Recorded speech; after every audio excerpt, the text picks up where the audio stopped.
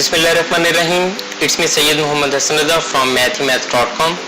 Let's start with question number 2 of exercise number 1.1. The statement of this question is which of the following matrix are equal.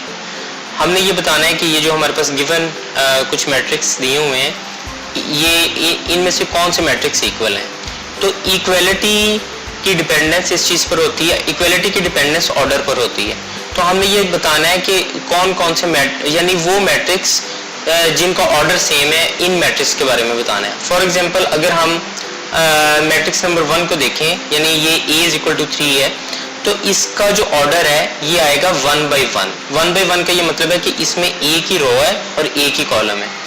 तो अब हमने इसमें से search out करना है कि वो मैट्रिक्स जिसका ऑर्डर 1 by 1 हो. तो यहाँ पे अगर हम देखें तो C जो है इसका ऑर्डर 1 by 1 है. किस तरह से कि अगर हम इसको सॉल्व करें तो यहाँ पे हमारे पास 5 - 2 इज इक्वल टू 3 आ जाएगा. तो ये basically C is equal to 3 है. तो यहाँ पे 3 का मतलब ये है कि यहाँ पे एक ही इसके अंदर कॉलम है और एक ही रो है. इस तरह से A is equal to C आ जाएगा.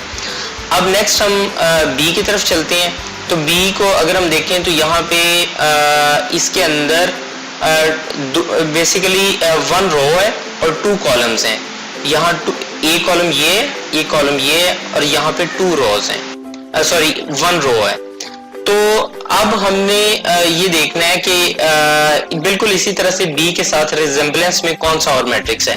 तो अगर हम D को देखें तो D में भी कुछ ऐसी सिचुएशन है कि इसके अंदर भी एक रो है और 2 ही कॉलम्स हैं. चले नेक्स्ट चलते हैं. यहाँ पे अगर हम E को देखें तो E मैट्रिक्स में यहाँ पे 2 रोज हैं, यानी एक रो ये है, एक रो ये है और 2 कॉलम्स हैं. एक कॉलम ये है और दूसरा कॉलम ये है. तो ये इसका ऑर्डर है बेसिकली 2 by 2.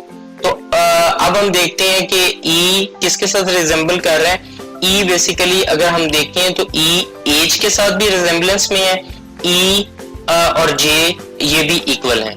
तो क्यों? क्योंकि यहाँ पे भी 2 रोज हैं और यहाँ पे भी बेसिकली यहाँ पे 2 रोज हैं और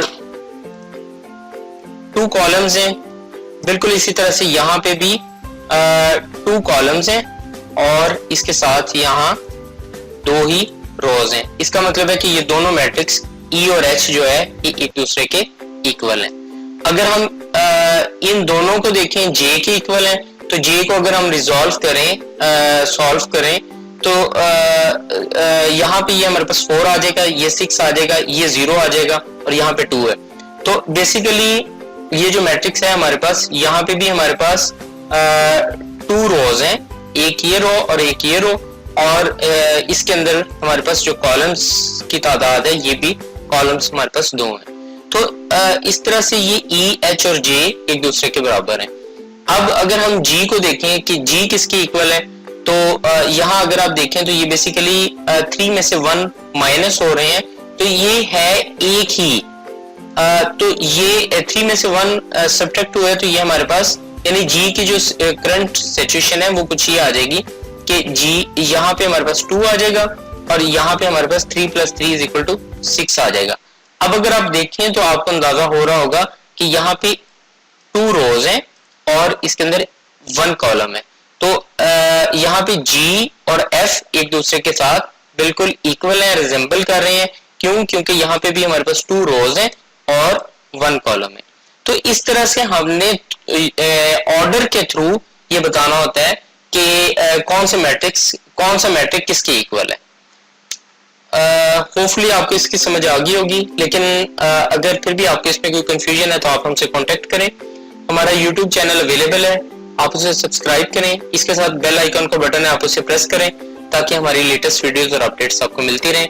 थैंक्स फॉर वॉचिंग mathemath.com.